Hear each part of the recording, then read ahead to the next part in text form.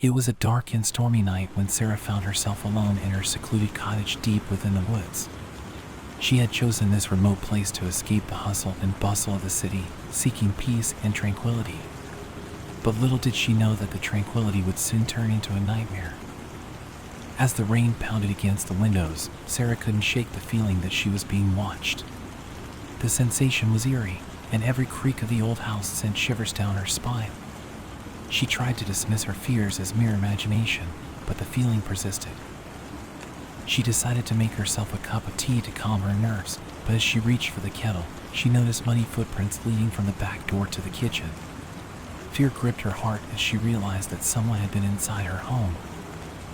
Panicked, she locked all the doors and windows and grabbed her phone to call the police. But to her horror, there was no signal. She was completely cut off from the outside world. As she sat in the dimly lit living room, she heard a faint tapping sound on the window. She turned her head and saw a pale face peering in through the glass. It was a man with hollow eyes and a sinister smile. He waved at her as if taunting her, and Sarah's heart raced. She quickly moved away from the window, trying to control her breathing. But no matter where she went in the house, the man seemed to follow her, tapping on windows and laughing softly in the distance. Desperate to escape, Sarah decided to make a run for it. She mustered all her courage and darted towards the front door. Just as she reached it, the power went out, plunging the house into darkness. She fumbled for the doorknob, but it wouldn't budge. The tapping sounds intensified, now coming from every direction, making it impossible for Sarah to determine the man's location. She felt trapped, like a mouse being toyed with by a sadistic cat. As minutes turned into hours, Sarah's nerves were pushed to the breaking point. The tapping never ceased, and the man's laughter echoed through the house, growing louder and more menacing. Just when she thought she couldn't take it any longer, the tapping and laughter abruptly stopped. The sudden silence was even more unnerving. She held her breath, waiting for something to happen.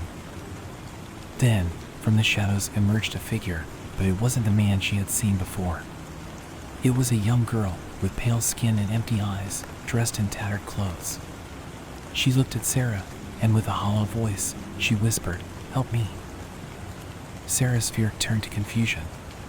She had heard about the ghostly legends of the woods, and this girl seemed to be a restless spirit seeking assistance.